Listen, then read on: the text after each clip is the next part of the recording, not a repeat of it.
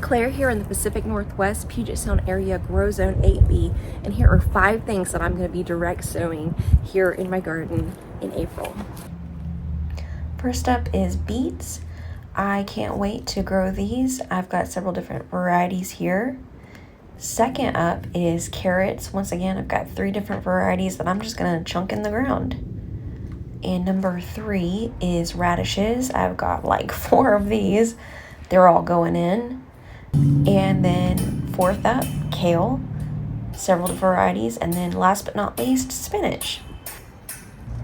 First up, I'm going to get started with planting the radishes, and I have one long row bed that is just full of dahlia tubers, and I'm going to plant on the inside, like on the outsides of this bed, just because radishes don't really take up a ton of space. They're pretty quick growers, and that area really isn't going to be used, and the dahlias aren't really going to come in and be bushy for quite a while, so I want to maximize that space.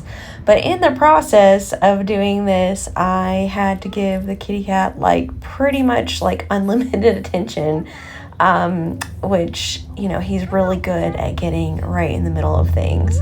So whatever he doesn't knock out of the way will probably grow pretty well. I swear to God, if this cat sees a hand, he's like, "Oh, you're trying to pet me, aren't you?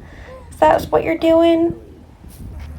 After we planted all the way down the row garden on both sides, we gave it a good water, and we just have to wait and see what happens now.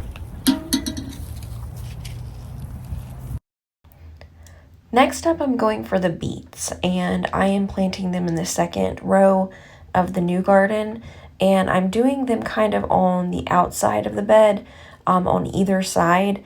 I'm planting them about 4 inches apart, and then leaving kind of like maybe about 6 or 7 inches in between the rows, between both rows of the beets.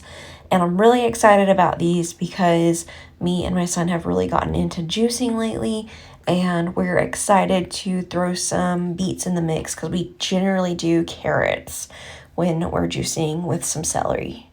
But some beets will add some color and some other vitamins. And next up, I am going to go for the carrots, and I'm actually going to sow a row of carrots in between all of the beets. And I am just doing kind of a really shallow little trough there, and I'm just going to sprinkle, if my cat will move, sprinkle some of the carrots into that, and then I will gently cover it up and kind of smush it down, not super hard, but just kind of barely cover it, and then give it a really good water after. I have some peas that are growing here. I need to put some stakes in for them to start growing up once they get a little bit bigger.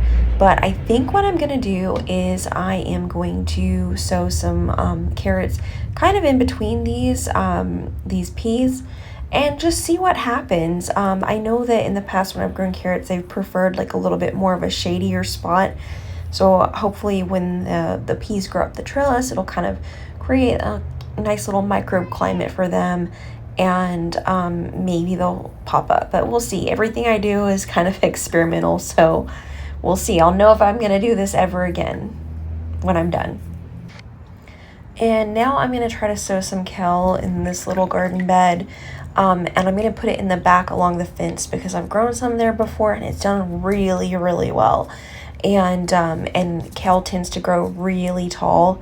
Okay, I've reached my limit with my cat. He has gotten in the way sort of enough. Like, I had to go and take him inside. And then after I did all that, I did a row of spinach in the front of the bed because it is kind of a shorter plant. But I really love how spinach seeds kind of look like little mini landmines or underwater mines. They are kind of cute and surprisingly very ominous looking. But so yep, just a row of those right in the front. And here are 5 things that I'm going to start indoors this April. Do you even garden if you don't grow zucchini? So some of that, a few varieties of pumpkins, and some basil. I'm gonna grow a couple of different kinds of melons and a whole bunch of cucumbers, all different varieties. And I had these little seed pods that came with some seeds that I ordered, and you just put them in water and they expand, and you can start some seeds. I figured this would be a great way to see if these different things I showed germinate, because these are some kind of older seeds. I kind of really cleaned out my seed drawer and I just wanted to see what would come up. So I try to start about two of each variety, and then I just would put them into these little milk containers that I cut open to be able to hold seeds last year. And I'm just going to reuse them. It's really handy because you can draw onto the carton to kind of keep track of what you're growing. And that way I'll see what does actually germinate, and when they do, I will put them into a bigger container. But I didn't want to go to all the trouble just in case they didn't, since they are kind of older seeds. And then I stuck them in front of my grow lights.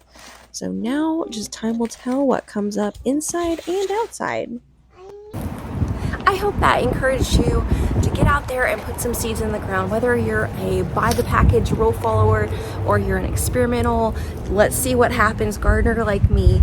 It is amazing weather right now, so either way you get some vitamin D, you might get some plants, and you know what they say, if 100% of the seeds in the package do not grow, so you have to put them in the ground to get something. So give it a shot. I'll see you next time. Bye-bye.